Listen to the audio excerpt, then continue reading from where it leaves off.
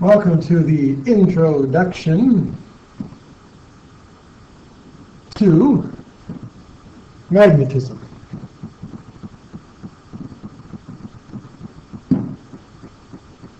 What we're going to do is try it a little more high-tech today, see if I can't incorporate some actual pictures from the internet, which are a little bit better than the pictures I can draw. So we're going to do that as well as some of our original style note-taking here. Basically, magnetism is an interesting property that was discovered very early on, hundreds of years ago originally, but in a simple way. People noticed that on the Earth there were these large chunks of rock, and these large chunks of rock, for some reason, were attracted to pieces of metal. A chunk of metal somehow was attracted to this piece of rock, and they couldn't figure out why. Why would metal stick to a rock? What would be the problem, or what would be the reason for that? And it turns out that they called this property magnetism, and the reason being is because they discovered this property in a place called Magnesia. The ancient Greeks lived in this town called Magnesia, and of course they noticed that there were strange rocks that had the ability to attract iron. And if you rub the iron, like a steel needle, if you rubbed it on such a stone, they called them lodestones, then they became magnetic as well. So it's almost like the stones could rub this property off onto pieces of metal.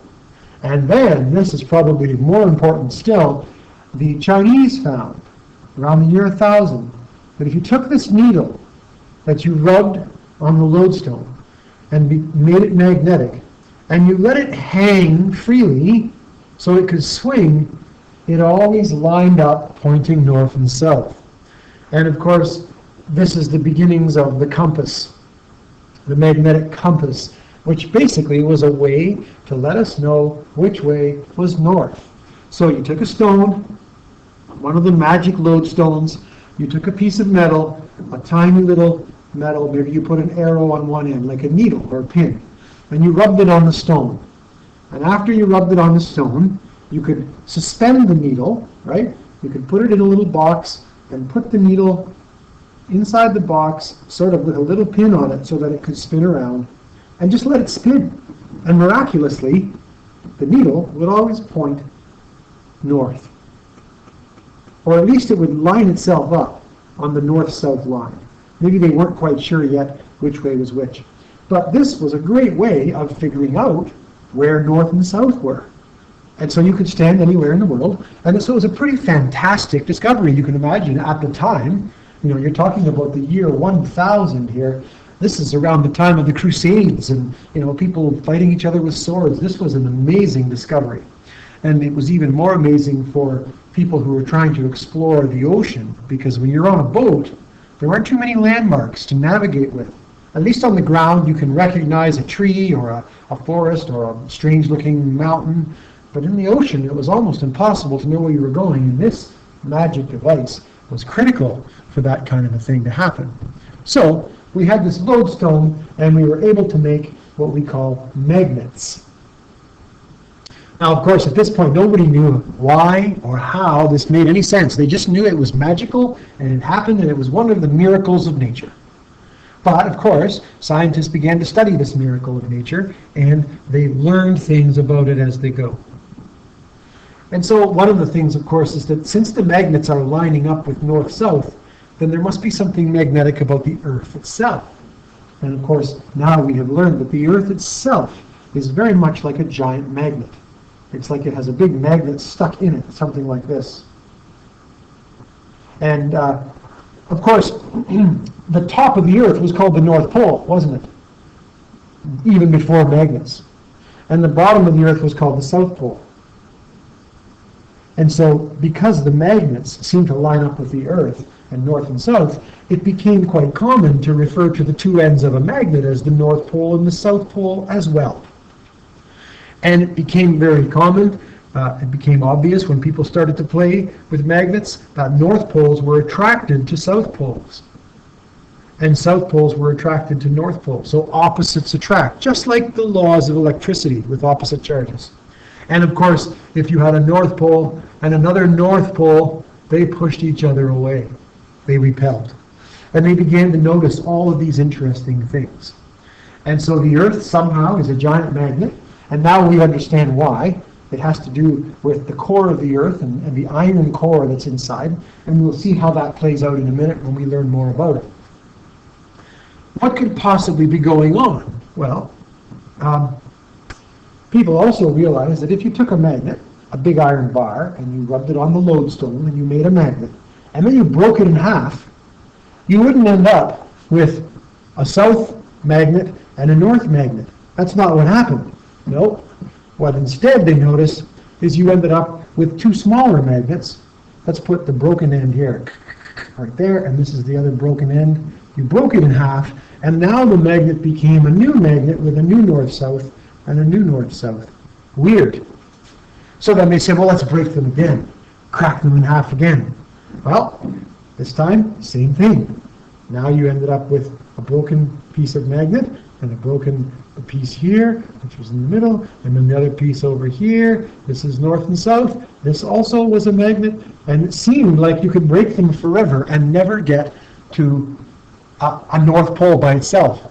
And that's a very important thing about magnetism. There is no isolated, let's spell that right. There's no such thing, as far as we can tell, as an isolated pole. In other words, we call it a monopole. No monopoles. They don't exist. You can't go and find a north.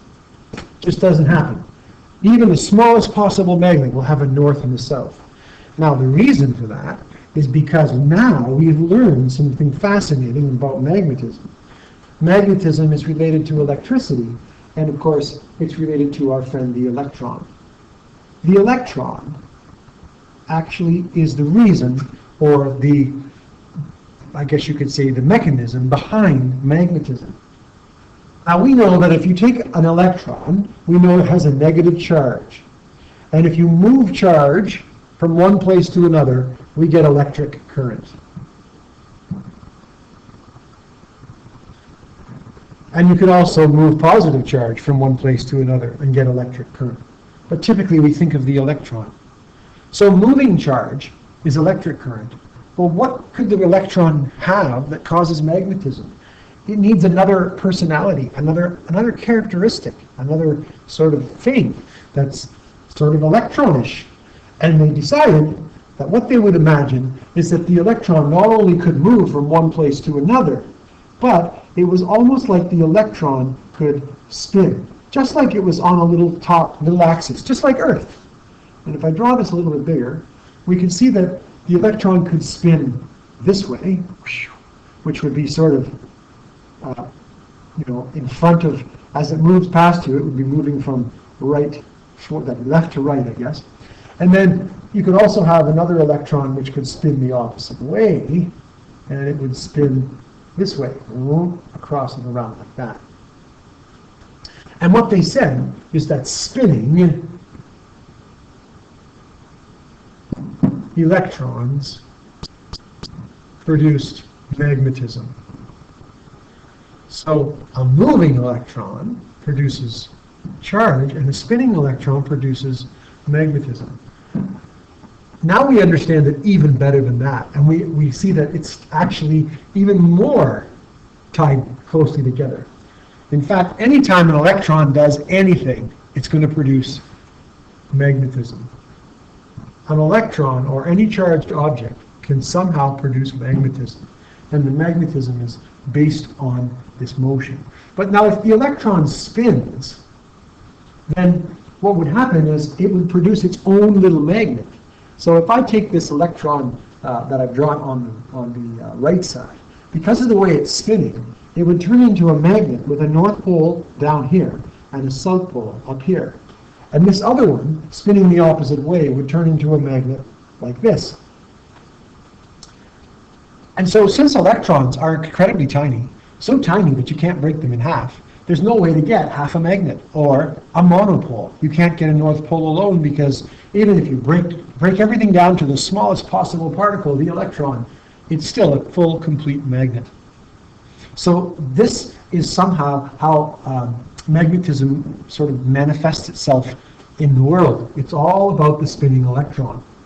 Now, let's look at what might happen inside something like a piece of iron, because it seems like iron is special. Let's take a chunk of iron, and let's take a chunk of something else that's not magnetic. It's maybe a chunk of wood or glass. Okay, so this will be a chunk of glass. How's that? And this will be a chunk of iron. If we look under a microscope, in fact, not even a microscope, we'd have to shrink on the magic school bus and go down so small that we were the size of actual atoms and we could see their electrons spinning. What we would find is that the electrons are all sort of stuck together inside the atoms of these substances. And they're held there by powerful forces that attract and repel between the protons and the electrons, and everything is kind of locked together. In a piece of glass, for instance, the electrons are all sort of spinning around in there, but they're all sort of held tightly and they can't really change their orientation or move much. But in a piece of iron, there happens to be an electron who's unpaired. Let me go back and show you what I mean by that. See these two electrons side by side? Well, the north attracts the south, and the south attracts the north, and together they make this cute little pair that just kind of attracts and matches up, and everything's beautiful. One electron by himself is kind of lonely and doesn't have a partner. And if you have three electrons, then it doesn't fit, right? Then you have a north, a south, and a north, and the three's a crowd. And so two electrons together with opposite spins make this perfect little package that's well balanced and what we say stable. Well, in glass, most of the electrons are paired off and they have partners and everybody's happy and stable. But in iron, right, so in glass, we would find that the electrons would be spinning in two different directions, north, south, and they'd be paired off perfectly. But in iron, we would find that although most of the electrons were paired off, there was every once in a while one lonely electron who didn't have a partner, north and south.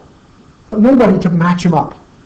And so rather than stay locked together like this in a nice pattern, this guy would spin around and kind of like as if he was looking for someone, and he would spin and turn upside down, left side right. He would spin and turn all over the place, sort of without a partner, looking for some place to match up.